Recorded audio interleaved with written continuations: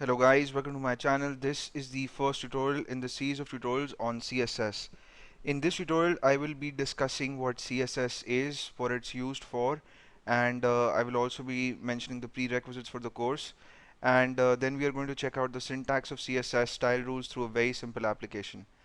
So CSS stands for Cascading Style Sheets, and as you may infer from the expanded form, it is used for styling, and it is used for styling of web pages, right? So CSS is mostly used along with HTML to create fancy websites, and it is hard to imagine a website these days that looks good and doesn't use CSS at all. So for this course, you need to have a basic understanding of HTML and HTML tags. And if you have no idea about what HTML is, then you might want to look up for it a bit on the internet. You could check out W3 School's documentation on HTML. I think that's pretty cool. Or you could watch my playlist of tutorials on HTML. The link for the playlist must be flashing on the screen right now. So a typical style rule in CSS has three components, a selector, a property, and a value. And the selector is the HTML element on which you want the style rule to be applied. The property is a valid property that the element can have, and a value is a valid value for the property, right? So I'm going to make more sense through an example.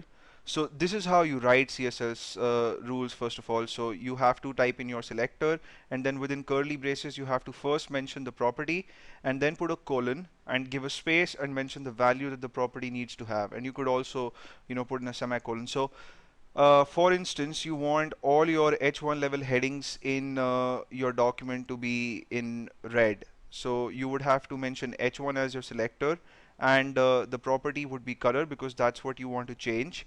And then you'll have to put a colon and then type in red, which is a value for that property, right? So what I'm going to do now is I'm going to show you an application of this syntax through a very basic example. And we're going to discuss the positioning of CSS style rules in the document in a later tutorial. For the time being, let's just explore the syntax and let's just see how the file is rendered in the browser, right? So I've got a very simple file opened up in my text editor Notepad++ here.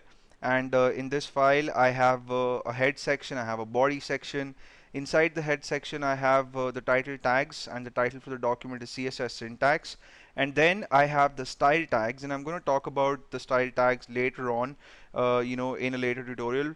But it's actually pretty simple. So what you have to do is you have to mention style as your tag, and then give a space and type in type, put an equal to symbol, and then within double quotes you have to type in text or CSS. So this is more like a rule. You have to follow it, right? There's no way around it. Earlier you also had to mention few more things, but now it has been simplified, so this is all you have to put in. And here is the rule that we're going to apply, and as I said, you could put a semicolon here. So H1 color red, this is the rule that we're going to apply. And since I haven't mentioned any other HTML element here, it is only going to apply to the headings, right? So inside my body section I have a paragraph, and within the paragraph I have the H1 tags, and the text within the tags is what's up dude. So now let's see how this file appears in the browser. So I'll go to the folder where I've saved this file. It's called css_syntax. So I'll double click to open it in my browser, and here's what I see. What's up dude, and it's flashing in red. Now if suppose I remove this tag, so let me just get rid of this entire style section. Now I'll save the file, and I'll go to my browser again and refresh it. So I see that the color has been changed to the default color, which is black.